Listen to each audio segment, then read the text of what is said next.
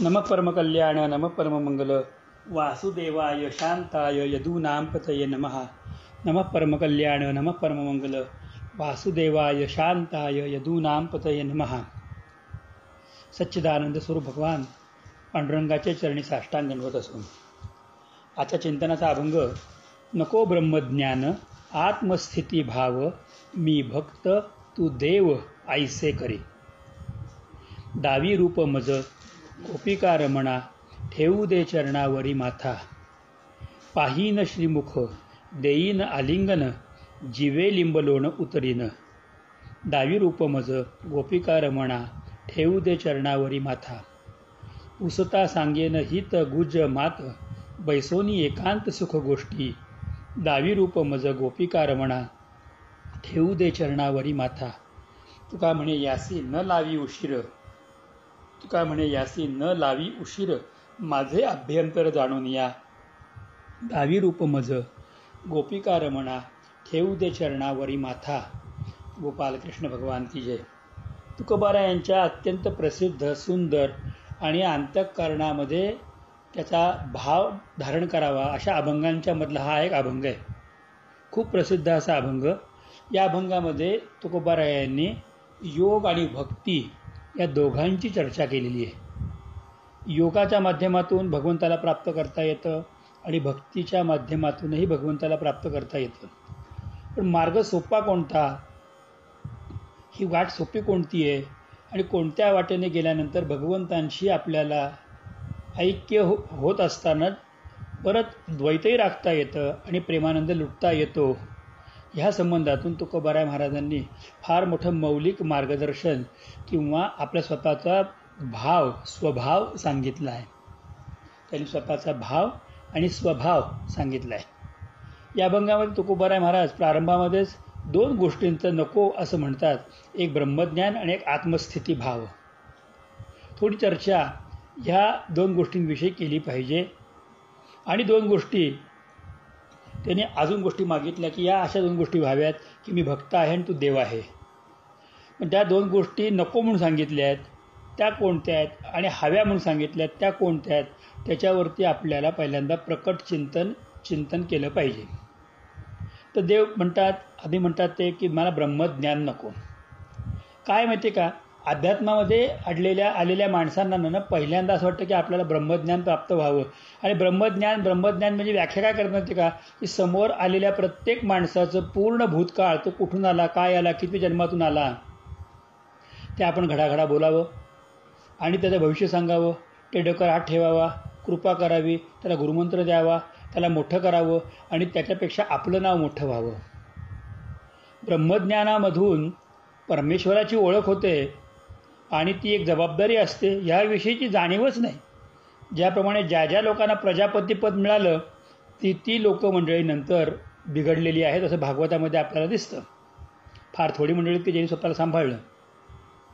तर ब्रह्मज्ञान म्हणजे परमेश्वराविषयीचं यथायोग्य ज्ञान.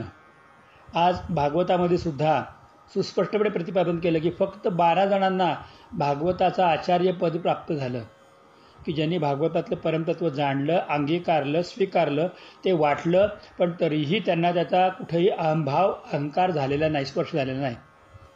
पण मला काहीतरी कळावं, मी कोणीतरी मोठं व्हावं, मला लोकांनी पाया पडावं, अध्यात्मामध्ये काही ओढे काही कळत नाही. म्हातारी झालेली माणसं असतात ना, फार कळतं असंही नाही, पण तरी म्हणतात की आम्ही इतके वर्ष अध्यात्मात घालवली आहे, आमच्या पायावर डोकं ठेवा, नमस्कार करा, असं करा, तसं करा. आम्ही काय उगाच एवढं केलं का. आज आमच्या एवढ्या वाऱ्या झाल्या. वारकरी संप्रदायातले फार मोठे संतपदावरती पोहोचलेली व्यक्ती आज सांगते की माझ्या 84 वाऱ्या झालेल्या आहेत. आणि 84 वाऱ्या कशा, तर म्हणतात की मी आईच्या पोटामध्ये असताना पहिली वारी केली आणि पहिल्या वर्षापासून वारी करतोय. तर हा जो काही एक ब्रह्मज्ञानाचा अहंभाव येतो, हा अहंभाव अत्यंत धोकादायक आहे. भूतकाळ सांगायचा तर साधक कर्णपिशाचे वश झालं तरी सांगता येतं, थोडासा ज्योतिषाचा अभ्यास केला तरी सांगता येतं. पण त्यासाठी मग आध्यात्मिक तळमळ करून, खूप काही कष्ट करून ज्ञान प्राप्त करण्याची, ब्रह्मज्ञान प्राप्त करण्याची गरज काय आहे. आणि असं वाटतं का की ब्रह्मज्ञान प्राप्त झाल्यानंतर आपण भगवंताशी ऐक्य पाहू. एकनाथ महाराजांनी स्पष्ट शब्दात निषेध केला आहे. एकनाथ महाराज एका अभंगामध्ये असं म्हणतात की चारी मुक्ती त्याचे माथा काळ झेप घाली, चारी मुक्ती त्याचे माथा काळ झेप घाली, विश्वासाने राहू नका जीवमुक्ती झाली. ब्रह्मज्ञान प्राप्त झाल्यानंतर आपण मुक्त होऊ अशा भ्रमात राहू नका. भरतजी महाराजांना पण असंच झालं होतं. ब्रह्मज्ञान प्राप्त झाल्यानंतरही त्यांचं मन हरणामध्ये अडकलं आणि पुढच्या जन्मात त्यांना हरणाचा घ्यावा लागला. ब्रह्मज्ञान प्राप्त असलेल्या यमराजाला सुद्धा त्यांच्या हातून एक चूक घडली आणि मांडवी ऋषींना त्यांनी चुकीच्या पद्धतीने शिक्षा केली आणि म्हणून त्यांना विदुराचा जन्म घ्यावा लागला. त्यामुळे ब्रह्मज्ञान प्राप्त करणं हे जरी अध्यात्मामधली लोकांना गरज वाटते ती ही चुकीची गोष्ट होती. कारण काय ही गरज काय वाटते? कारण आपल्या लोकांनी मोठं म्हणावं बस एवढंच, मी कोणीतरी मोठा आहे. पण खरा मोठा तोच असतो की जो भगवंतांचा होऊन जातो. म्हणजे जसं कालच्या अभंगात आपण बघितलं की तुका म्हणे जीव दिला पायातळे किंवा लवण मिळ नोहे सारिखा निराळे लोवण मिळविता जळे. ही जी एकरूपता आहे पाण्यामध्ये मिसळलेल्या मिठाप्रमाणे, ती अवस्था कशी प्राप्त होणार? आणि अशीच अवस्था मिळणार नसेल आणि जर ब्रह्मज्ञान प्राप्त झाल्यानंतर अहंकाराची उत्पत्ती होणार असेल ते भगवंता अशा ब्रह्मज्ञानाची मला आवश्यकता नाही. आणि पुढे म्हणतात की नको ब्रह्मज्ञान आत्मस्थिती भाव. हा तर सगळ्यात मोठा टोला तो कुंभाराने दिलाय. बरं, आत्मस्थिती म्हणजे काय हो? तर ज्ञानेश्वर महाराजांना विचारलं तर पटकन सांगतील हरी दिसे जनिवने आत्मतत्वी. आत्मतत्वाने एकदा हरी दिसायला लागला की सगळ्यांच्यामध्ये आपल्याला पाहायला मिळतो. पण होतं काय? मग सांगतात की आत्म्याची सेवा करा, आत्म्याची साधना करा, आत्म्यासंबंधातून तुम्ही चिंतन करा. आणि मग काही संप्रदायांच्यामध्ये, मी कोणावरही टीका करत नाही आहे, कृपया समजून घ्या. आणि माझ्या बोलण्यामुळे जर कोणाचं मन दुखावलं जात असेल तर मी त्याची दिलगिरी किंवा क्षमायाचना आधीच करतो. पण एक गोष्ट बाकी नक्की, हे आत्मस्थितीच्या मध्ये अडकलेली मंडळी जी आहेत ना, ती एवढी विचित्रपणे स्वतःला एका वेगळ्या उंचीवर नेतात. आणि ते उंचीवरती नेणं म्हणजे खरंच कुठंतरी जाऊन आपण जोरात आपटण्यासारखं आहे. म्हणजे काय? तर काही संप्रदायाच्यामध्ये आत्म्याचं दर्शन करा म्हणून नित्य ध्यान करा वगैरे वगैरे सांगितलं जातं. आणि त्याच्यामध्ये सोहमची साधना सांगितली जाते. सोहमची साधना करा. आमच्या जनाबाईंनी पण सांगितलं सोहमकार्य नाद केला आता विठ्ठल कोंडीला. पण याच्यावरती ह्या शास्त्रामध्ये पारंगत असलेले किंवा नाथ असलेले ज्ञानेश्वर महाराजांनी बाकी तीव्र शब्दामध्ये या गोष्टीचा विरोधही केला. त्यांनी सांगितलं की 7-5-3 दशकांचा मेळा एकतच विकाळा दावे हरे तैसे नोहे नाम सर्व मार्गावठ तेथे काही कष्ट न लागते. अजपा जपणे उलट प्राणाचा तेथेही नामाचा निर्धारू वासे. ज्ञानदेवा जिणे नामे विणव्यर्थ रामकृष्णी पंथ क्रमी येला. तर हे आत्मस्थिती भाव म्हणजे नेमकं काय आहे? तर काही प्रमाणामध्ये तुकोबारायांना ते सोहम साधना किंवा मी देव आणि देव मीच ही प्रकारची साधना जी आहे त्या साधनेचं ते या ठिकाणी वर्णन करून सांगतात. काही लोक मी परमेश्वर आहे आणि परमेश्वर म्हणजेच मी आहे आणि माझ्यातच परमेश्वर आहे, मी अंतरंगात परमेश्वराला पाहतो आणि तोच परमेश्वर मी सर्वत्र पाहतो. अभ्यास म्हणून छान आहे, चिंतन म्हणून छान आहे, पण या मार्गावर तर जात असताना निसरडेपणा खूप आहे. कधी घसरून पडू आणि कधी आपल्याला कोणत्या स्वरूपामध्ये हानी होईल सांगता येत नाही.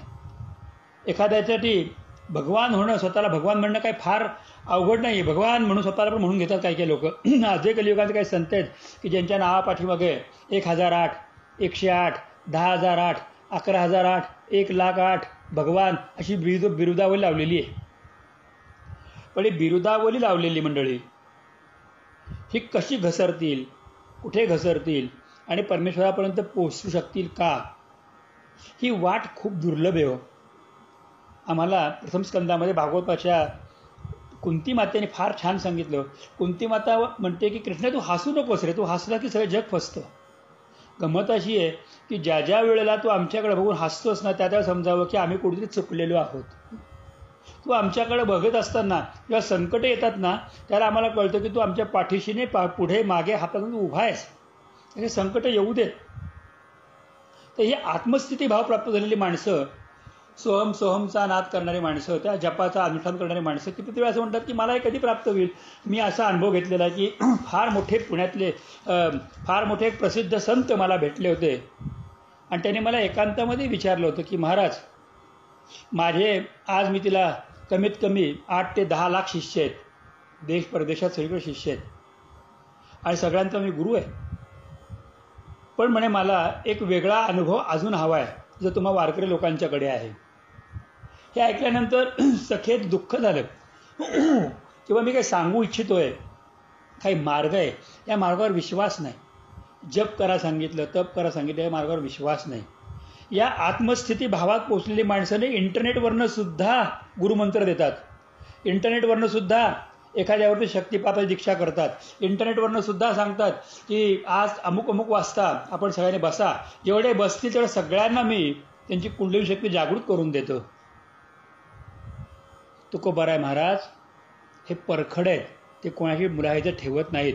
ते म्हणतात की अशा स्वरूपातून प्रसिद्ध होणं, मोठं होणं मला आवडणार नाही. मला ब्रह्मज्ञान पण नको आणि ही आत्मस्थिती वगैरे हे जे काय सांगितलं ना, हा भाव पण मला नको. मला काय पाहिजे, मी एकच विनंती करतो की मी कायम तुझा भक्त असावा आणि तू माझा देव असावा. या विशिष्ट द्वैतामध्ये आपण राहूयात. कधीही भक्ताने देव होऊ नये आणि कधीही देवाने भक्ताला सोडू नये. हा विशिष्ट द्वैताचा भाव आहे ना, हाच कायम आयुष्यभर माझा राहावा. किंबहुना आम्हाला मोक्ष पण नको. किंबहुना तू का म्हणे गर्भवासी सुखी घालावे आम्हासी, कारण हा सुख सोहळा वैकुंठात नाही.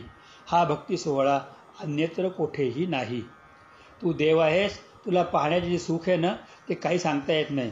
एका ठिकाणी तुकोबाराय महाराज फार छान सांगतात की परिमळ काय जाणं परिमळ, भ्रमर सकळ सेवित असे, तर कमोदिनी काय जाणे परिमळ, भ्रमर सकळ सेवित असे.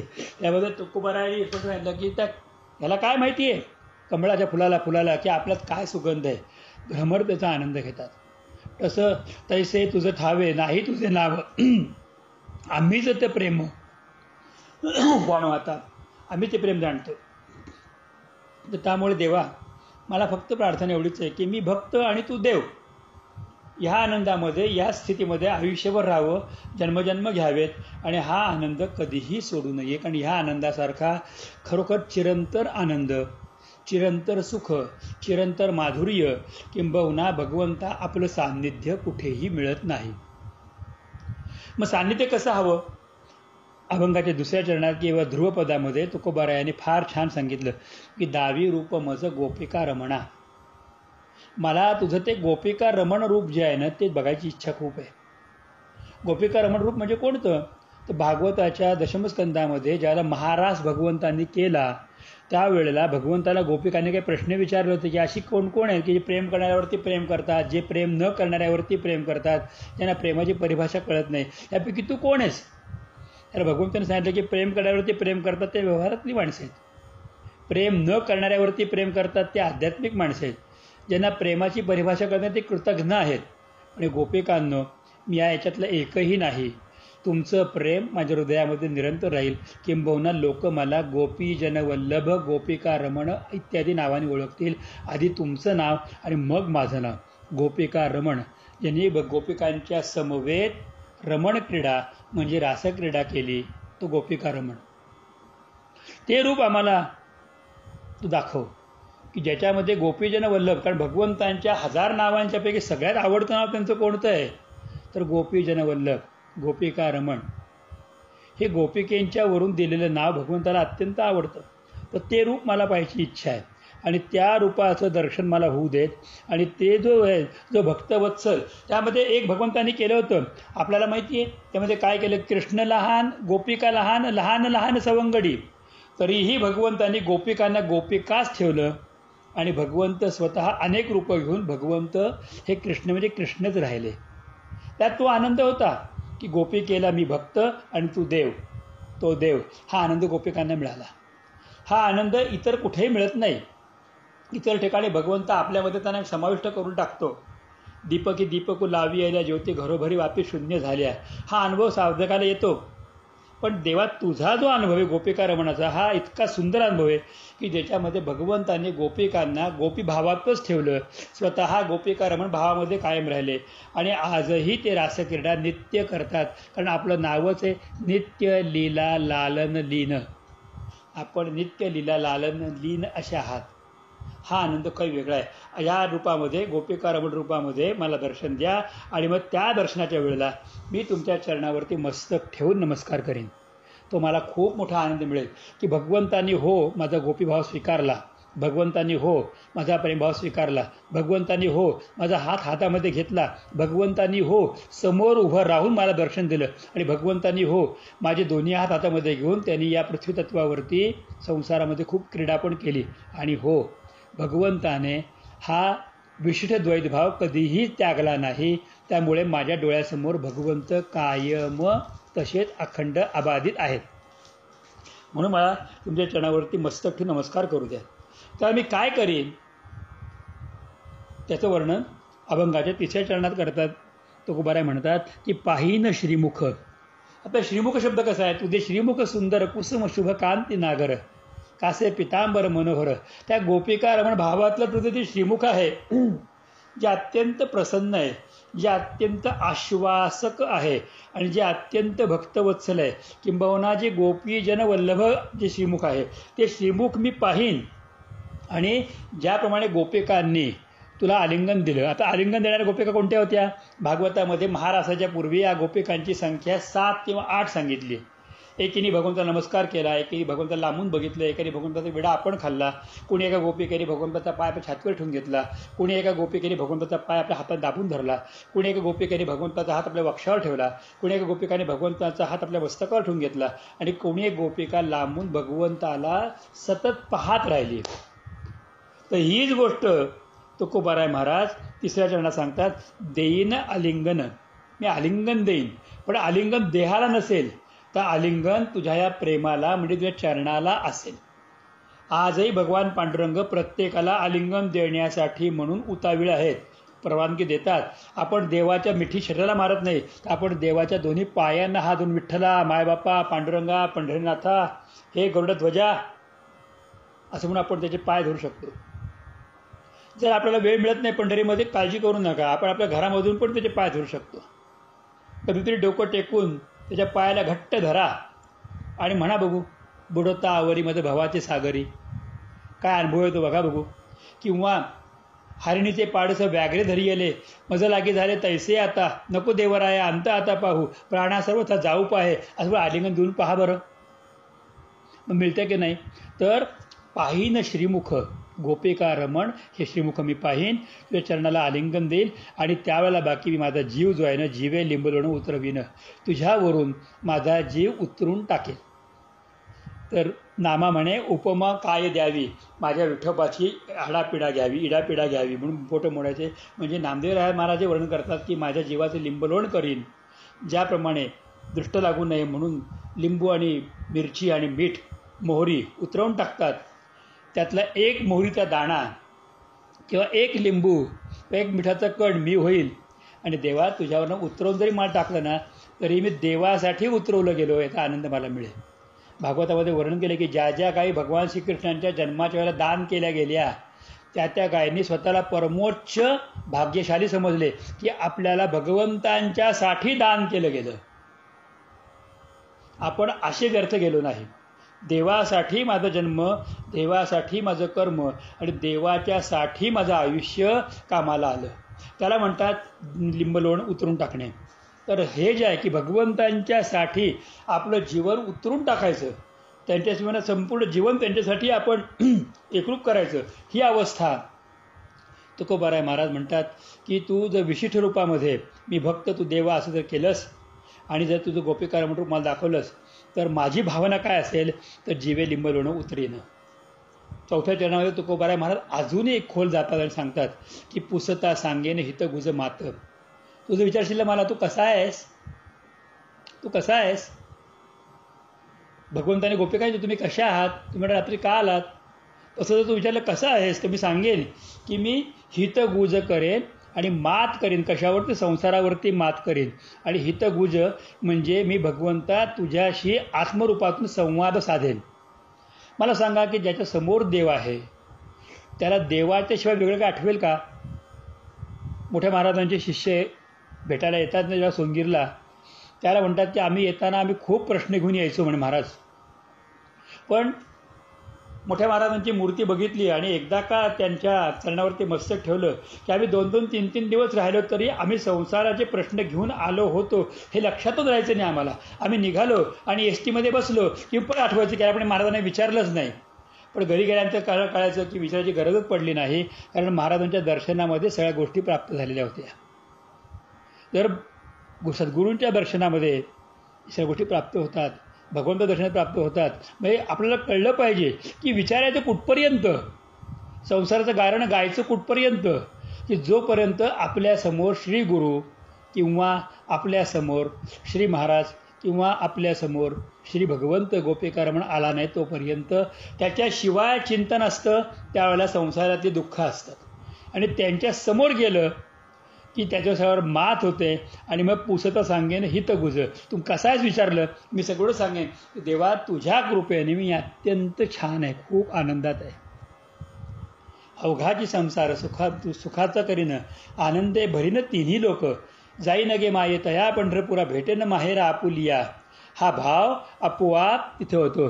पुसता सांगेन तू विचारशील ना देवा, तर मी एकांतामध्ये फक्त तुला तुझ्या कृपेने मला प्राप्त झालेली हितावस्था म्हणजे सुस्थिती अवस्था, किंबहुना मी परमार्थामध्ये जरा एक पाऊल चाललो तर तू परमार्थातल्या अनेक संकटांपासून मला मुक्त कसं केलंस याची चर्चा मी तुझ्याकडे बसून समोर करीन. आणि कधी करीन तर बैसोनी एकांती सुख गोष्टी. एकांत म्हणजे तो आणि मी दोघांचं एकरूप होणे. अशा रीतीने मी समोर जेव्हा बसतो त्यावेळेला मी फक्त सुखाच्या गोष्टी करतो. सुखाची गोष्टी म्हणजे कोणती, तर भगवंत मला प्राप्त झाला, मी देवाचा आणि देव माझा. याच्याशिवाय जगामध्ये कुठलीही सुखकारक गोष्ट नाही. कारण दुःखमुळे हा संसार किती वाहू माथा भार, नाही निश्चयाचा निर्धार म्हणून फार श्रमलो. पण ज्या वेळेला आपण भगवंतांच्या समोर जातो त्यावेळेला जो आनंद मिळतो तो आनंद काही वेगळाच आहे. आणि त्यामुळे एकांतामध्ये मी फक्त सुख गोष्टी करू शकतो. म्हणजे काय तर सुख म्हणजे काय, सुख म्हणजे काय, सुख म्हणजे काय तर इंद्रियामध्ये असलेल्या भगवंताला 10च्या 10 नव्हे 11च्या 11 इंद्रियांनी पाहणे आणि तो विषय माझा आहे म्हणून एकमेकांशी हट्ट करणे, त्याला सुख म्हणतात. डोळ्यांनी भगवंताला पाहणं तो विषय माझा आहे, कानाने भगवंताला ऐकणं आणि पाहणं तो विषय माझा आहे, वाचेने भगवंताला पाहणं ऐकणं तो विषय माझा आहे, नाकाने भगवंताची तुळशीचा वास तो विषय माझा आहे, बुद्धीने मनाने चित्ताने हाताने पायाने शरीराने आणि या 10 सहित 11वं मन, हे 11च्या 11 इंद्रिय जेव्हा भगवंताला पाहतात त्यावेळेला ते दुसऱ्या इंद्रियांशी भांडण करतात लुटूपुटूचं आणि म्हणतात की हा विषय आमचा आहे, आम्ही भगवंताला अधिक जवळ केलेलं. ही जी गोष्ट आहे ना या गोष्टीला म्हणतात की बैसोनी एकांत सुख गोष्टी. ही सुख गोष्ट आहे. पण संसाराचं सुख काय आहे भागवत सांगतं, जे मिळेपर्यंत हवं असतं आणि मिळाल्याबरोबर ज्याची किंमत शून्य होते त्याला संसारातलं सुख म्हणतात. पण परमार्थातलं सुख कोणतं आहे तर 11च्या 11 इंद्रिय ज्या वेळेला भगवंताला पाहत असताना आणि अनुभवत असताना हा फक्त आमचंच सुख आहे असं इतर इंद्रियांशी वाद घालतात, भांडतात आणि त्या प्रेमानंदात रंगून जातात. ते खरं सुख गोष्टी एकांतातल्या सुख गोष्टी होतात. आणि हे झाल्यानंतर तुकोबाराय महाराज अत्यंत विनयाने भगवंताला म्हणतात की तू काय म्हणे यासी न लावा उशीर. आता तू गोपिका रमण बनून यायला उशीर करू नको रे देवा. मी डोळ्याने तर तुला सगळं अनुभवतोय, एकांतात सगळं मी पाहतोय, हे सगळं हृदयाने पाहतोय आणि म्हणून मी तर प्रार्थना करतो की माझे अभ्यंतर म्हणजे मी आता हृदय स्वच्छ केलेलं आहे, हृदयावरती चौरंग मांडलेला आहे, चौरंगावरती एक सुंदर आसन टाकलेलं आहे आणि तुला बसण्यासाठी अत्यंत अनुकूल अशी परिस्थिती निर्माण केलेली आहे. तुझ्यासाठी सगळी पूजेची तयारी करून ठेवलेली आहे. तू आल्यानंतर फक्त तू आणि तूच हा अनुभव येणार आहे. हे माझं अभ्यंतर आहे, हे माझं हृदय आहे, हे माझ्या आतली गोष्ट आहे, हेच माझं परमतत्व आहे, ही माझी भावना आहे. आणि ही भावना आपण जाणा आणि पांडुरंगा आता यायला उशीर करू नका, आता या. कारण चौरंग मांडून तयारी ज्यावेळेला आपण पाहुण्यांची वाट पाहताना तयारी करतो ना, पाहुणे येतील मग त्यांना राहण्यासाठी स्वतंत्र खोली पाहिजे, मग त्यांना स्वतंत्र बेड पाहिजे, त्याच्यावर स्वच्छ चादर पाहिजे, त्यांना स्वच्छ पांघरूण पाहिजे, स्वच्छ उशी पाहिजे, बाजूला स्वच्छ घासलेल्या तांब्या पाहिजे, त्याच्यानंतर त्यांच्या खाण्यासाठी वेगवेगळ्या 7-8-10 पदार्थ करून ठेवायचे.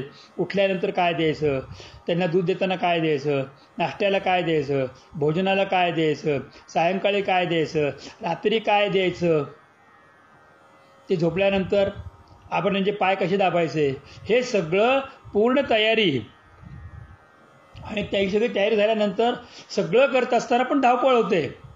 अरे आपण हे केलंच नाही, अरे आपण ते केलंच नाही अशी भावना होते. पण त्यावेळेला पाहुणेसुद्धा प्रेमाने म्हणतात की तुम्ही जे केलं ना ते सगळं आम्हाला पावलं आणि आम्ही धन्य धन्य झालो. तसं भगवंता माझा अभ्यंतर जाणा, माझा अंतरंग जाणा आणि यायला कृपया उशीर करू नका. गोपिकारमण बना आणि या. मी तुम्हाला प्रार्थना करतो की तुम्ही दावी रूप मज गोपिकारमणा ठेवू दे चरणावरी माथा. आता चरणावरती मस्तक ठेवण्याचं सौभाग्य मला प्राप्त होऊ दे. बस एवढीच इच्छा आहे आता. देवा तू माझ्या जवळच आहेस, मी भक्त आहे, तू देव आहे हे तू स्थिती केलेली आहेसच. आता एकांतामध्ये तूच आहेस, सुखगोष्टीही तूच आहेस, हितही तूच आहेस. तुलाच मी पाहतोय, तुझ्या चरणाला मी आलिंगन पण देतोय, तुझ्यावरनं माझा जीव उतरवून टाकलेला आहे, हे सगळं खरं आहे.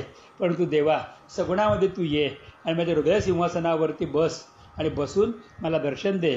मी तुला प्रार्थना करतो की तू काय म्हणे यासी न लावी उशीर माझे अभ्यंतर जाणून या. माझा अंतरंग जाणा आणि कृपया आपण लवकर या. आल्यात का? या या या लवकर या, मी वाट पाहतोय, लवकर या लवकर या. म्हणून त्या देवासाठी उतावीळ आहे तुकोबाराय महाराज. हात जोडून डोळे बंद करून पांडुरंगाकडे पाहून एकच गोष्ट म्हणतात, दावी रूप मज गोपिका रमणा ठेवू दे चरणावरी माथा, ठेवू दे चरणावरी माथा, ठेवू दे चरणावरी माथा. पुंडलिका वरदे हरी विठ्ठल श्री ज्ञानदेव तुकाराम श्री पंढरीनाथ भगवान की जय. श्री गुरु गोविंद महाराज की जय. श्री सद्गुरु केशवदत्त महाराज की जय. सद्गुरुनाथ भगवान की जय. सर्व संतन की जय. माऊली तुकोबाराय महाराज की जय.